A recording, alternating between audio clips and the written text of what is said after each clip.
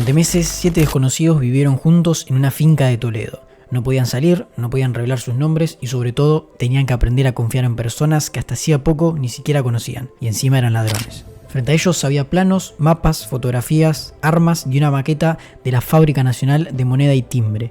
En el centro de todo estaba un hombre que había pasado años imaginando aquel momento, Sergio Marquina. Para los demás, simplemente el profesor. Su idea era bastante particular: entrar a la fábrica, tomar rehenes, imprimir su propio dinero y escapar antes de que la policía pueda atraparlos. No quería robar los billetes que ya estaban adentro. Quería fabricar cientos de millones de euros y salir con ellos. Para conseguirlo reunió a personas con habilidades muy distintas. Tokio, impulsiva y experimentada en robos. Río, un prodigio de la informática. Nairobi, que era especialista en falsificación y producción. Después estaban Denver y Moscú, con experiencias en trabajos físicos. Helsinki y Oslo, encargados de la seguridad. Y Berlín, que era el hombre que iba a dirigir la operación desde adentro. Durante aquellos meses el profesor les enseñó el edificio hasta el último detalle. Estudiaron los accesos, las cámaras, los tiempos de respuesta de la policía, las rutas de escape y hasta las posibles reacciones de los rehenes. Y había una regla por encima de todas: nada de nombres reales. Cada uno tenía que elegir un nombre y en este caso un nombre de ciudad: Tokio, Río, Berlín, Nairobi, Denver, Moscú y Helsinki. El profesor entendía que conocer demasiado al otro podía ser peligroso.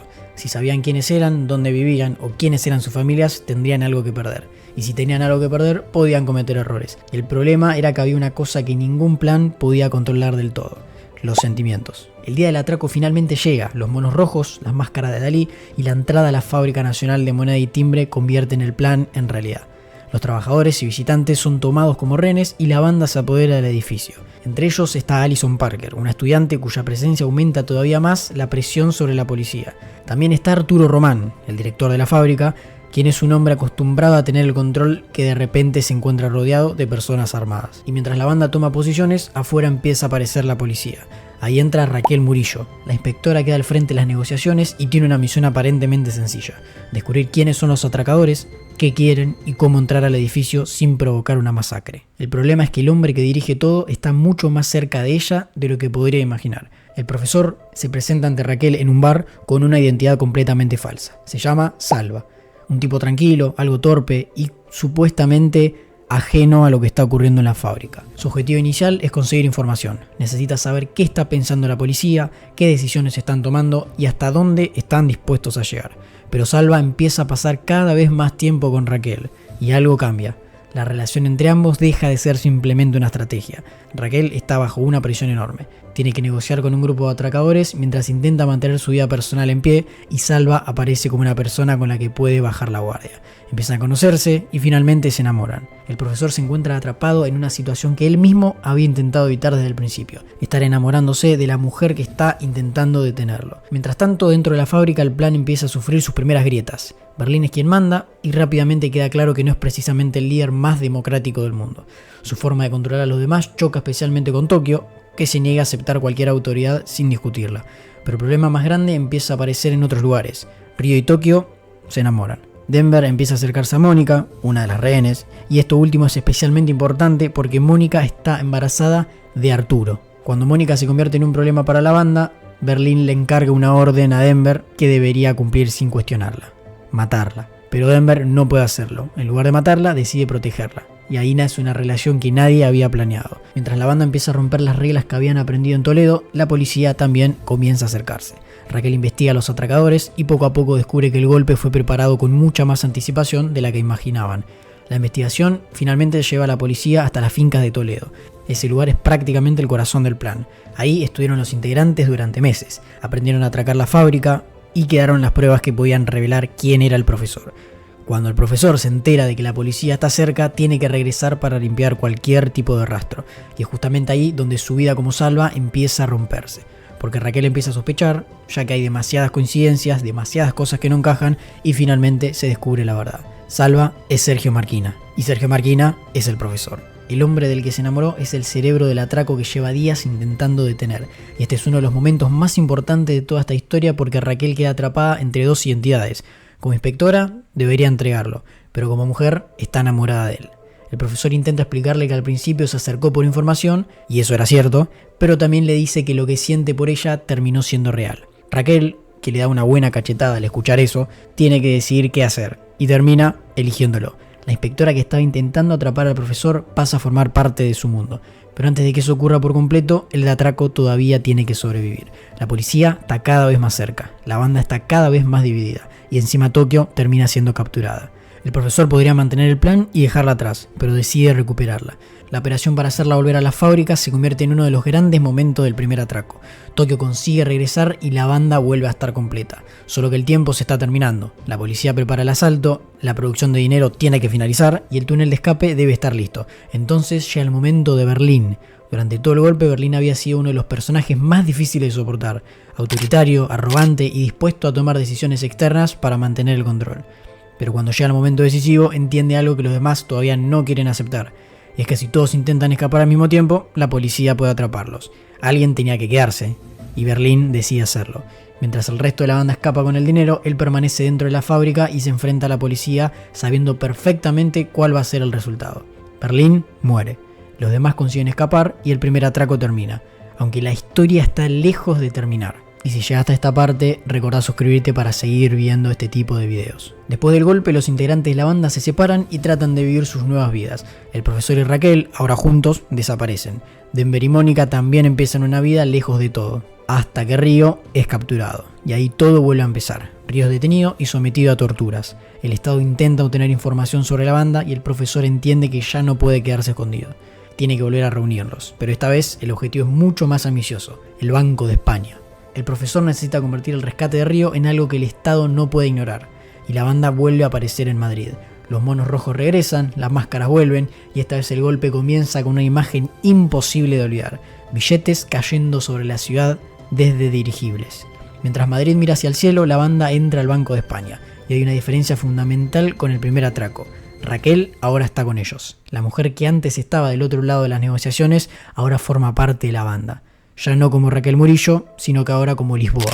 Y la operación tiene un nuevo objetivo. Además de conseguir que Ryo vuelva a casa, tienen que hacerse con las reservas de oro del banco. El golpe empieza a funcionar, pero el Banco de España es mucho más complicado que la fábrica. Hay sistemas de seguridad, fuerzas especiales y una bóveda diseñada para que acceder al oro sea prácticamente imposible. La banda consigue entrar, pero entonces aparece Gandía, el jefe de seguridad del banco. Gandía conoce el edificio, sabe cómo moverse y consigue escapar de las restricciones de los atracadores. A partir de ese momento, el segundo atraco cambia completamente. Ya no se trataba solamente de policías afuera y atracadores adentro. Ahora hay un enemigo dentro del propio banco. Gandía comienza a cazarlos. La banda intenta encontrarlo antes de que él encuentre a los demás. Y en medio de ese caos aparece uno de los golpes más duros de toda la serie. Nairobi queda gravemente herida. La banda intenta mantenerla con vida, pero Gandía finalmente vuelve a aparecer. Nairobi muere, y su muerte cambia el tono del atraco. Nairobi había sido una de las personas que más representaba a la banda. Era la encargada de que todo funcionara, tenía una personalidad enorme, y después de tantos episodios ya no parecía simplemente una delincuente dentro de la historia. Era parte de la familia. Por eso su muerte no solamente afecta a los personajes, sino que también al espectador. Y para el profesor, ni te cuento. La operación que había comenzado para salvar a Ryo ya se había convertido en una guerra. Mientras tanto, Alicia Sierra lleva adelante las respuestas del Estado, y si Raquel había intentado mantener cierto equilibrio durante el primer golpe, Sierra juega de una manera mucho más agresiva. Es ella quien participa en el interrogatorio y en la tortura de Ryo. El profesor responde utilizando una de sus mejores armas, la información. Consigue hacer pública la tortura y pone al gobierno en una posición extremadamente complicada. La guerra ya no ocurre solamente dentro del banco, sino que también ocurre en los medios, en las calles y frente a la opinión pública. Pero Sierra consigue acercarse al profesor. Lo encuentra y por primera vez el hombre que había pasado tanto tiempo controlando todo queda completamente expuesto. El profesor estaba contra las cuerdas. Sin embargo, la banda sigue adelante, y mientras el Estado intenta recuperar el control, los atracadores consiguen avanzar con el oro. La operación llega a un punto en el que no alcanza con escapar. Tienen que conseguir que el Estado acepte haber perdido. El profesor prepara entonces uno de sus planes más grandes. El oro verdadero es transportado y escondido. Mientras tanto, la banda fabrica una reserva falsa para que el gobierno pueda presentarla públicamente como recuperada. La idea es brillante porque pone al Estado frente a una situación imposible. Puede admitir que perdió las reservas de oro de España o puede aceptar el acuerdo del profesor y fingir que ganó. El gobierno finalmente elige la segunda opción y el profesor vuelve a hacer algo que parecía imposible. Obliga al Estado a jugar bajo sus reglas. Pero todavía falta escapar, y ahí llega el momento de Tokio. Tokio ya había sido una de las personas más impulsivas de la banda desde el principio, pero también había demostrado una y otra vez que cuando llegaba el momento decisivo estaba dispuesta a arriesgarse por los demás. Ahora está atrapada dentro del banco mientras las fuerzas especiales intentan entrar. Tokio estaba herida, sabía que las posibilidades de salir eran mínimas y entiende que puede utilizar los últimos segundos que le quedan para abrirle una salida al resto.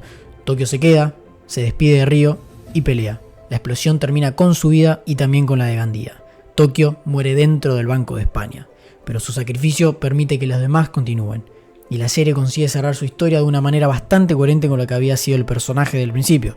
Tokio siempre había vivido al límite y termina muriendo exactamente de esa manera, tomando una decisión imposible para salvar a los demás.